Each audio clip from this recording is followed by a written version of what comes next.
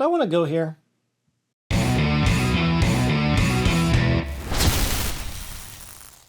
Hey, and welcome to today's lightning round video. So those of you who are not familiar with lightning round videos, what they are basically is I take questions from my Patreon supporters that support at a certain level, as well as channel members and super answer files, people who have been with me for quite some time and have earned the right to ask questions. So I take questions from them and I answer them in a video. Also, if you don't know what a lightning round video is, you might be new here. I've had a lot of new people join. Welcome. I hope you like this. Also, the answers to the questions here in the lightning round videos, a lot more truncated, a lot more brief. I don't go into deep dives, but we do a thing where, like, if there's a topic that I don't quite have all the answers to because I only have like a day to prepare for this, well, we have this little ballot box thing. So we'll put that question in a ballot box so you guys can vote on it. And if enough people want to see it, it might be a full video. It's part of the game. So we have 5 questions to work with today. Let's just do it. Let's do it. Gotta put my actual computer monitor reading glasses on. Eyes. Mark Hoffman asks, if you could visit any known celestial body anywhere, assuming of course you could do so unharmed and unencumbered, including and especially Kepler-16b, which would you explore? He's talking about especially and including Kepler-16b because that's what's been on my wall behind me for quite some time. That's why I pointed at it at the beginning of this. So,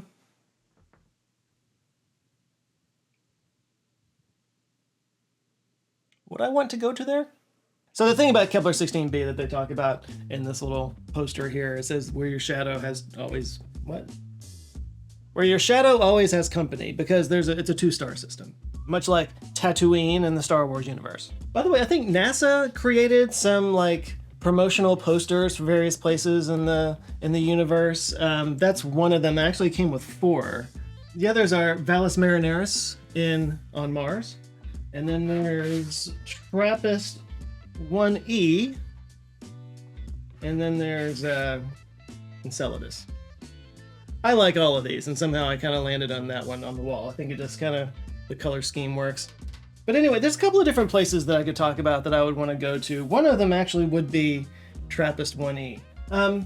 Kepler-16b is not on my list, honestly. Pretty simple reason why is because I think that unlike what you see in Star Wars and maybe, just maybe at sunsets, you really wouldn't be able to see that there's 2 stars. It would just, I mean, it's still a sun that you can't look directly at, and there might be 2 of them, so it might just be like a bigger sun in the sky. I think it would actually be rare that you would actually get to enjoy a 2-sun sunset or whatever. But like in our solar system, I think I would like to go to Titan.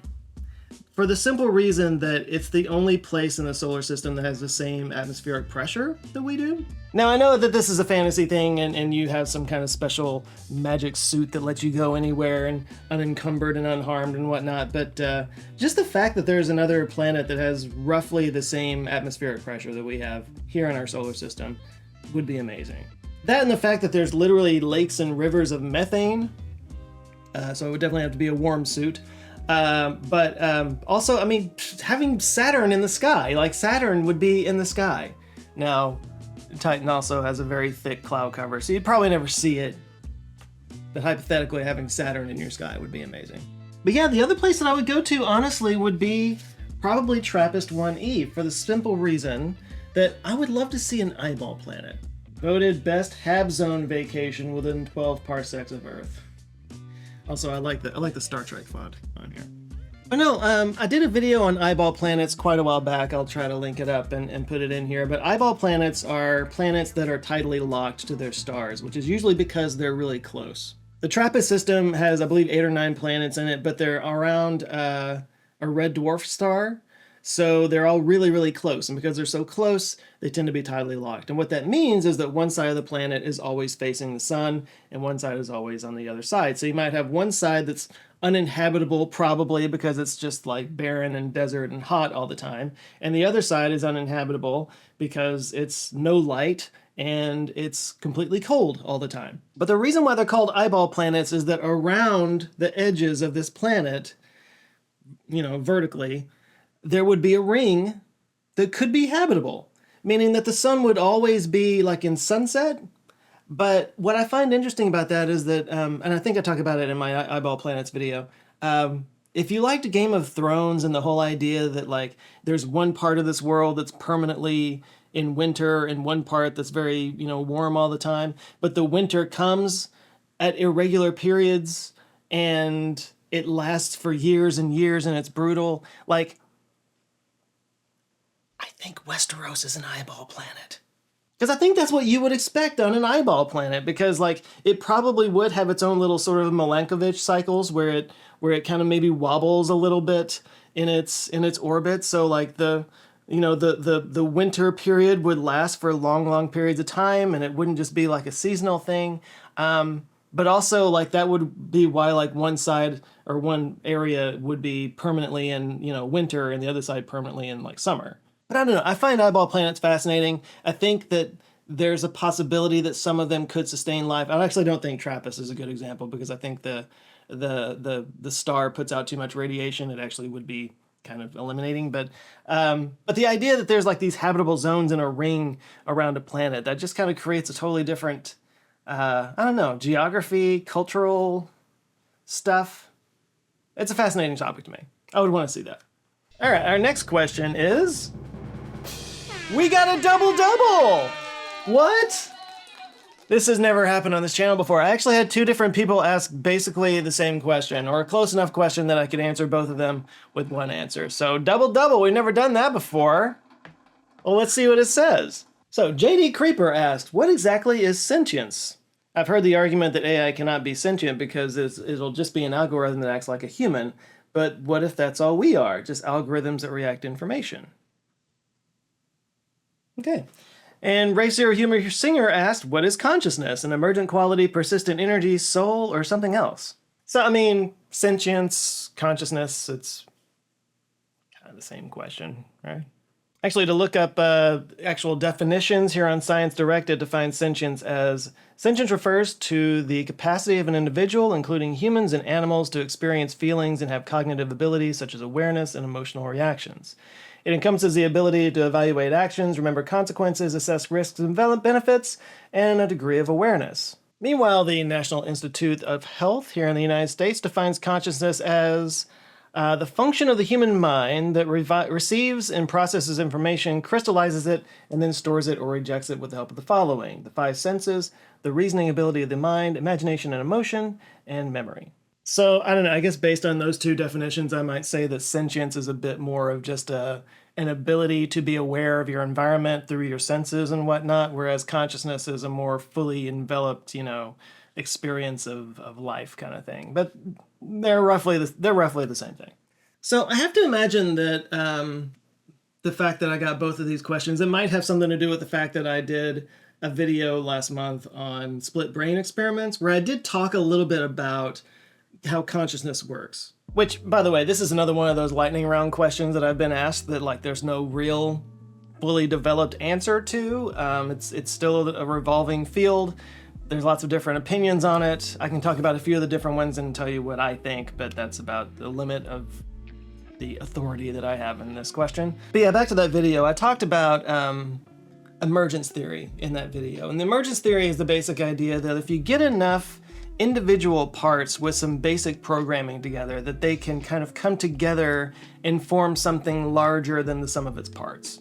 I always like to talk about like an ant colony. Like an individual ant is a tiny little creature that has very basic programming that just like feels chemical signals and does its thing. But if you get millions of these things together, it can build vast colonies and dig, meters of tunnels and networks and stuff. It can become a pretty advanced superorganism. And I think roughly that's kind of how our brains work. There's different parts of the brain that handle different handle the body, like control the body and motor reflexes and stuff like that. There's other parts of the brain that store memory. There's other parts of the brain that handle language, blah, blah, blah, blah, blah.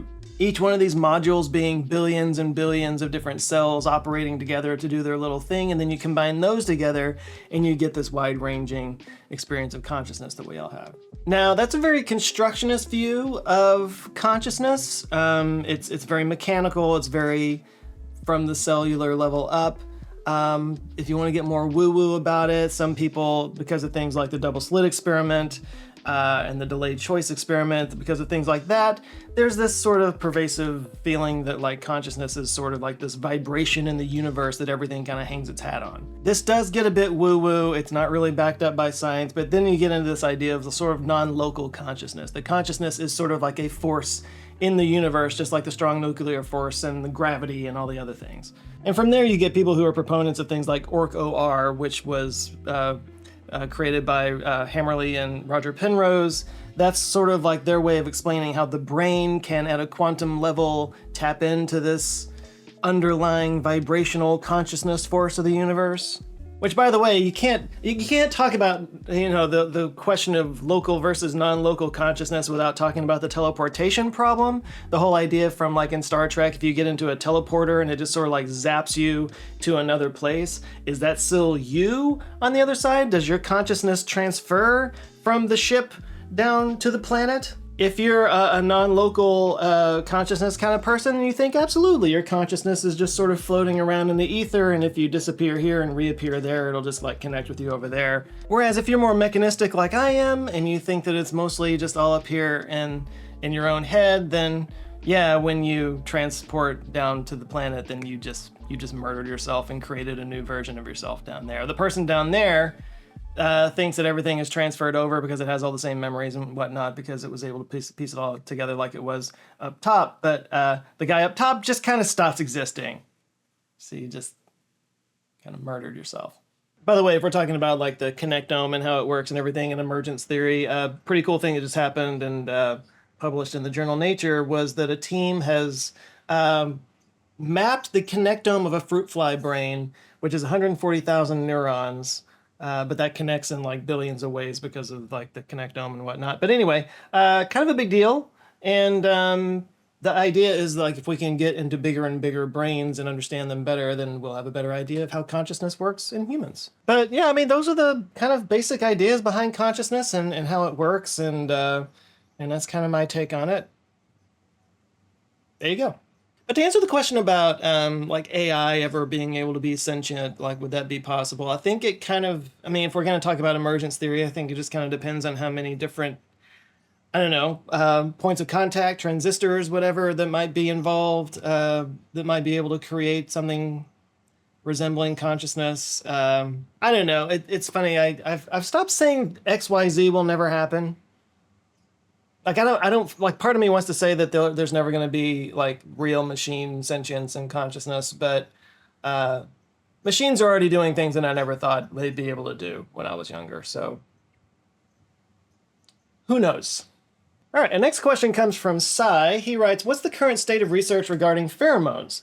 There was a time when we thought pheromones would be pumped into many air supplies to alter our mood. This seems to be stalled out. Why? What do we know for certain? What is conjecture? So, This is actually an interesting question. So my gut feeling is that pheromones don't really exist just because our sense of smell is not remotely as developed as a lot of other animals. You know, obviously dogs, they sniff each other's butts. They pick up all kinds of messaging off of that, learn a lot of things from each other. But I don't know about you, but if I went around sniffing other people's butts, I think I would just be a creep. I don't think I would actually get any real information from that other than how much a slap hurts. But I do think there is something to, you know, scent psychology. I mean, there are certain scents that kind of can, you know, temper your mood a little bit. Same way colors do. I think smell theory and color theory are pretty similar things. So I guess I need to like define this as like when you talk about pheromones, are we talking about, because you say in the question that it's really more about like pumping the air full of scents to like change your mood or whatnot. I think that's different from how a pheromone would be used because that's more sexual. You know what? Let's go to the internet and see what the internet says. So, I mean, just to look at the Google Search Labs AI overview, I don't know how much I trust these, but they have the links over here, so let's just go off what they say. Pheromones are used for many purposes, including sexual attraction. Pheromones can be used to attract members of the opposite sex for mating. Social behavior. Pheromones can coordinate social behavior such as aggression, alarm, territorial, and trail pheromones. And pest control. This is what I need. Synthetic pheromones can be used to control pests without toxic pesticides. For example, releasing synthetic female sex pheromones into an apple orchard can prevent male moths from finding real females to fertilize. Okay, interesting. Yeah, I want the pheromones that keep mosquitoes away and black flies and biting bugs and stuff like that. Maybe that can work. So down below here, they have different types of pheromones and what they do. So there's a releaser pheromone that produces short-term behavioral changes such as attraction or repulsion. Primer pheromones produce long-lasting changes in behavior or development. And alarm pheromones triggers freezing behavior in other mice when released under stressful conditions. So again, I'm getting back to the question of like smell theory versus like actual like sex hormone type stuff. I think those are different things here. I'd heard somewhere that Disneyland pumps vanilla flavor into the air around Disneyland just to kind of probably make people hungrier so that they go and eat more and spend more money. Disneyland is just designed to strip people of the burden of their money. But it's also, I think, just a more pleasant smell. It puts people in a better mood, in a more joyous, excited mood. Is this even true? Let me look at this.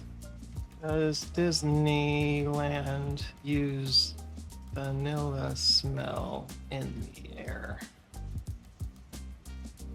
Okay, yes, Disneyland uses vanilla in the air along with other scents through its smellitizers. They have smellitizers. These machines are located throughout the parks and use pressurized air to release fragrances. The scents include vanilla pastries, cotton candy, and buttery popcorn. The scents are intended to evoke nostalgia and emotions that contribute to the overall park experience. Okay. All right, so pretty much confirmed, Disney has smellitizers.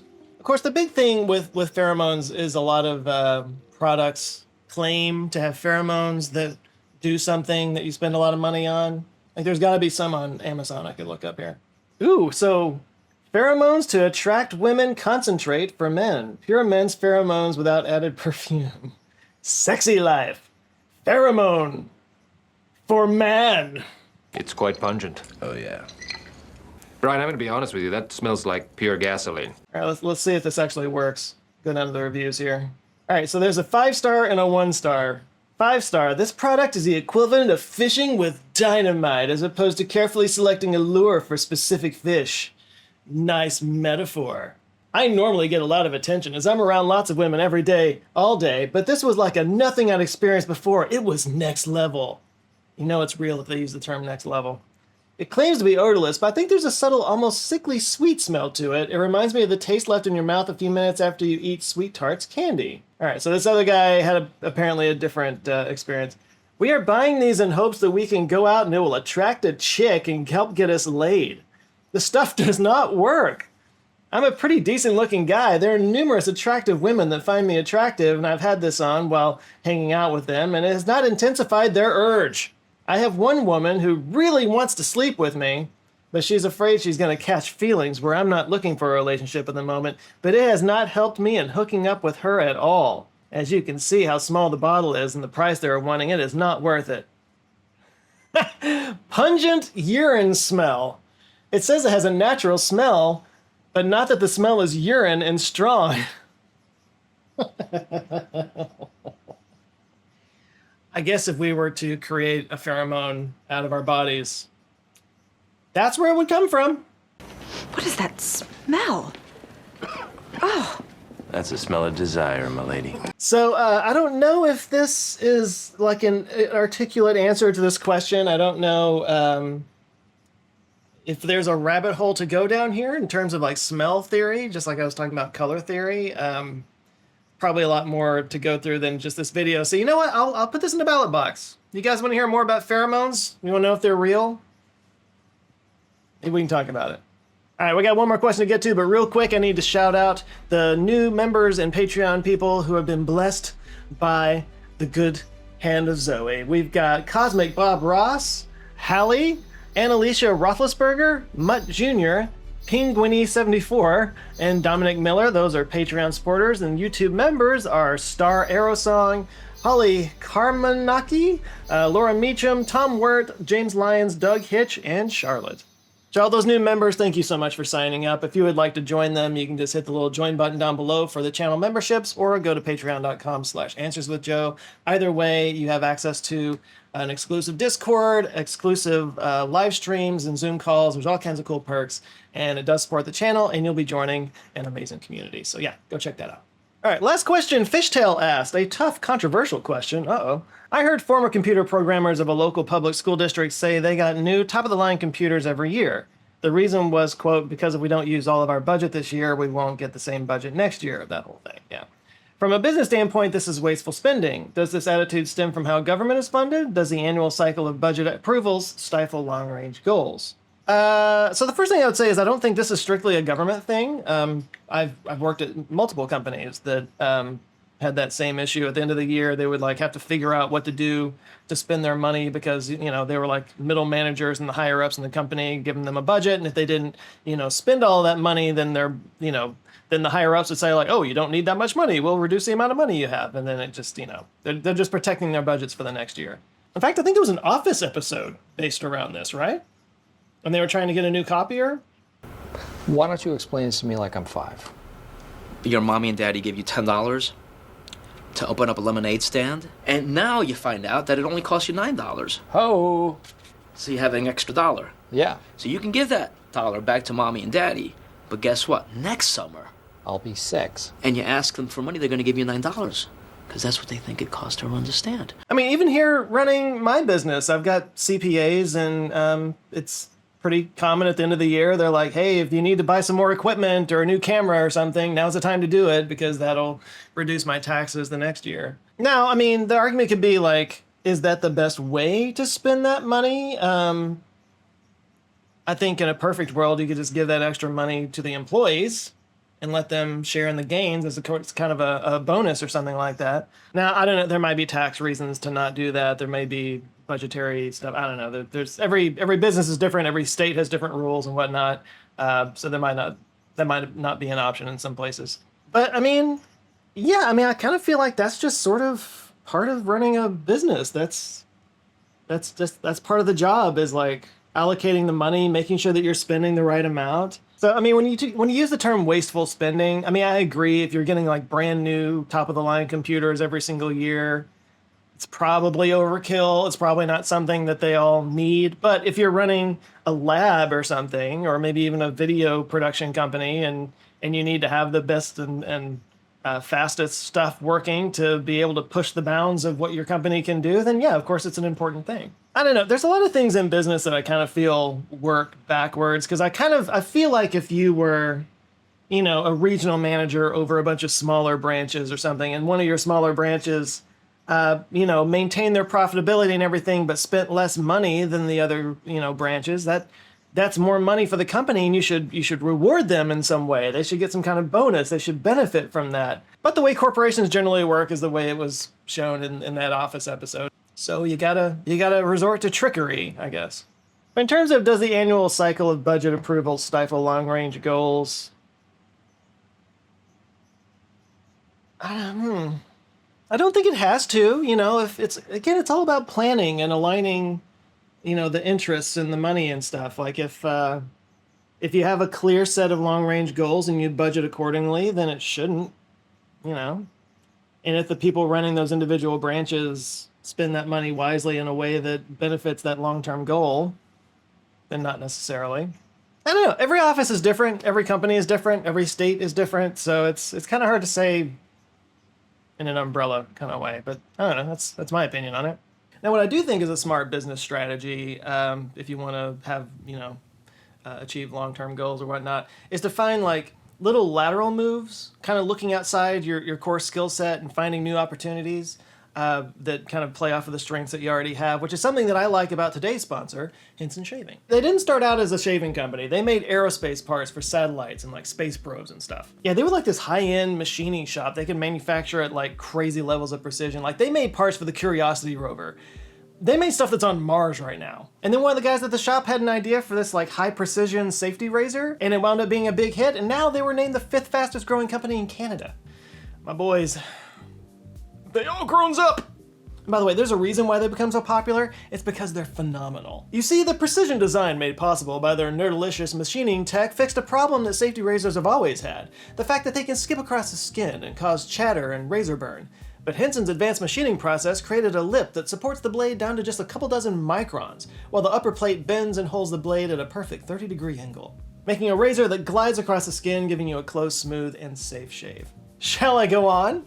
There's more. Everything that you get from Henson is recyclable. The packaging, the handle, the blades, everything. So instead of pumping the ground full of little bits of plastic every week with these cartridge razors, you could never use plastic again. It's also cheaper than using cartridge razors. Like these things, they can cost up to $4 each. These blades, you can get 100 for 10 bucks. In fact, you can get them for free if you use the code ShavingWithJoe over at hensonshaving.com. So go find a razor you like. They've got different colors and styles, whichever one you enjoy. Get a box of blades, put it in your cart, add that Shaving with Joe code, and you'll get the blades for free. And these blades can last 4 or 5 shaves, so you won't spend another penny on shaving for like at least a year. And you'll get a better shave out of it. No, in all seriousness, Henson has been a great partner to work with over the years. They've been great guys. They're really invested in the success of this channel. They supported me. I'm happy to support them. And I'm just thrilled to see them succeeding right now. Thrilled but not surprised. I genuinely do love my razor, and I've been using it for years to keep my neck nice and clean. Anyway, the link's down below in the description. The code is ShavingWithJoe. Go check it out. All right, thank you guys so much for watching. A big thanks to the Answer Files on Patreon for the questions today. Hopefully I did them justice, but if you would like to join them, if you would like to ask some questions of your own, just go to patreon.com/answerswithjoe, select whatever tier you can afford or enjoy, and you'll get all the perks that come along with it. Or you can just hit the Join Now button down below to do the same thing as a channel member. That gives you a little icon next to your name in the comments, makes it stand out a little bit. I try to go extra hard to respond to members in the comments, so it's a little extra level there. If this is your first time watching this is not the kind of normal thing that I do. Lightning round videos are a little bit special. Most of my videos focus on one specific topic. I'll put one right here that maybe you'll like, or you can look down on the side if you're on your web browser. Any of those thumbnails that have my face or my name on them, I invite you to check them out. And if you enjoy them, I invite you to subscribe, because I come back with videos every Monday. But that's it for today. You guys go out there, have an eye-opening rest of the week. Stay safe, and I'll see you next Monday. Love you guys. Take care.